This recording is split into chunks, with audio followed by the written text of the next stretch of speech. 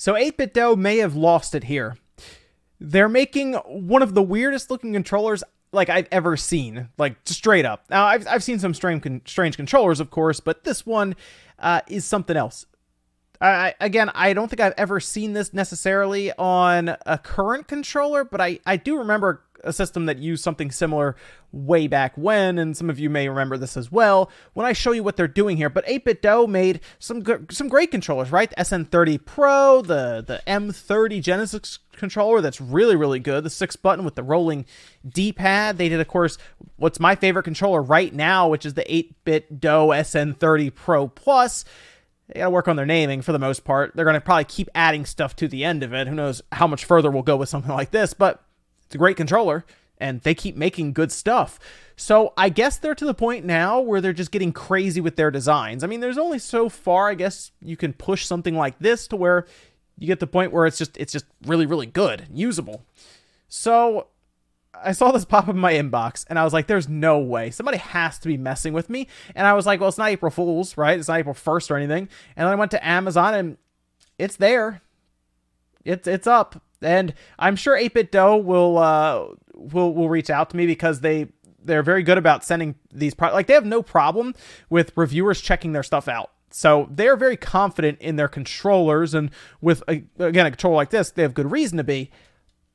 But this, check this out. I'm just going to show you. This is the 8bitdo Lite Bluetooth gamepad for the Nintendo Switch Lite. I'm not really sure why they're marketing specifically to the Switch Lite. Maybe it's just because of the colors. Like, you can see they have like a turquoise edition, for example. What else do they have? They have yellow as well.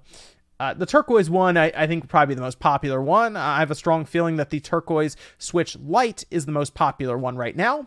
But I'll leave a link down below to Amazon if you want to check it out for yourself.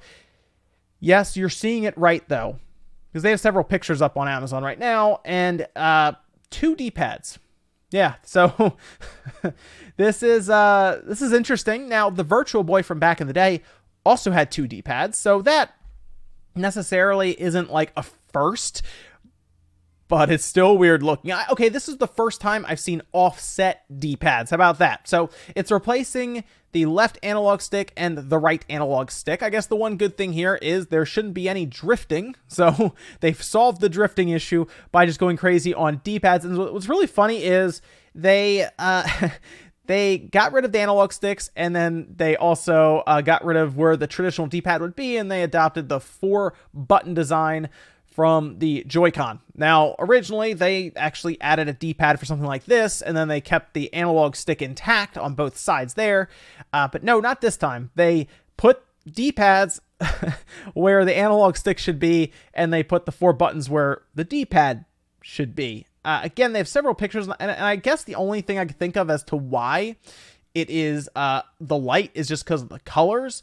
Otherwise, it looks pretty much like it would work with anything else. In fact, the S and X, usually X is for Windows and S is for Switch. So this should also work with your PC or anything like that through Bluetooth. It's wireless Bluetooth, USB-C, and they do say lag-free, responsive for face buttons. It's their face buttons, everything have been fine. On the top, it looks like they have R2R, L2L. It's kind of set up like the N30 that they had, kind of the micro one. I didn't like that one as much, but I'm willing to give this one a shot. Now, looking at some of the pictures where they have it in their hands, it is a very small controller. I mean, you could see it compared to the Switch Lite in the picture, and the Switch Lite is already fairly small. I mean, we're comparing the Switch Lite kind of to the Vita at times when you're holding it next to it.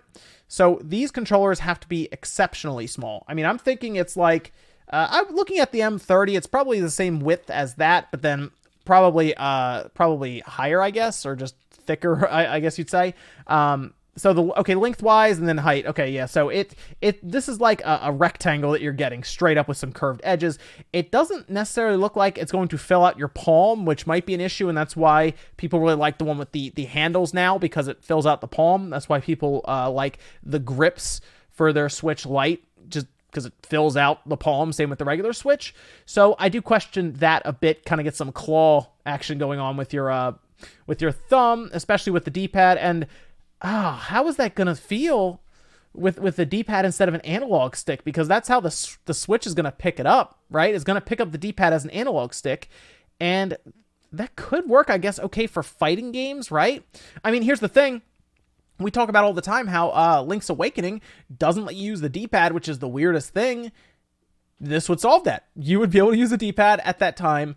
And any game, I guess, that doesn't let you use a D-pad, that might be why they're going with this design. It's so weird to look at, I'm sorry. Any game that doesn't let you use a D-pad, but it lets you use the analog stick, well, guess what? You sync this thing up, and boom, you can use the D-pad, even though I guess the game would think that you have, that you're using analog stick, you're not. I'm also curious about the responsiveness of it compared to an analog stick, considering these have much more travel when you move it around, whereas that's just a straight up button press for moving left, right, and I guess you'd have obviously the diagonals and everything.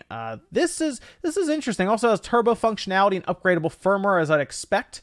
USB Type-C charging. I'm curious about battery life as well, because it is smaller.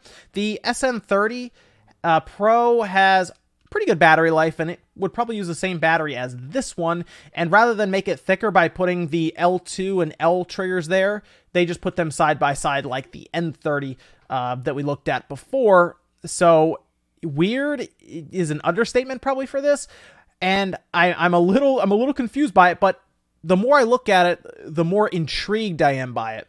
So I'm gonna get this. I am. It's gonna be so interesting to see this. And look, I have to at least give 8bitdo some credit here, because they are getting just crazy with their stuff now. Like, they're trying new things. Who knows?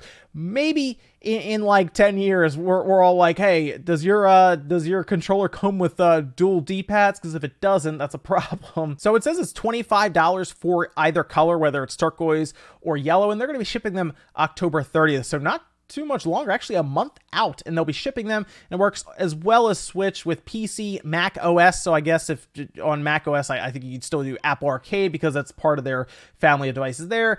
Android. It also says more, and then it also mentions Xbox compatible functionality, and through the USB Type-C cable, or you can connect it through Bluetooth. So I guess if you want to just do through the cable and lag free that way as well, you can.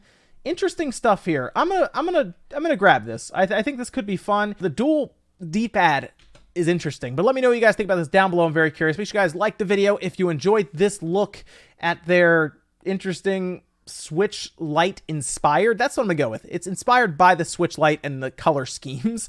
Let me know what you think about the Switch Lite 8bitdo dual D-pad design.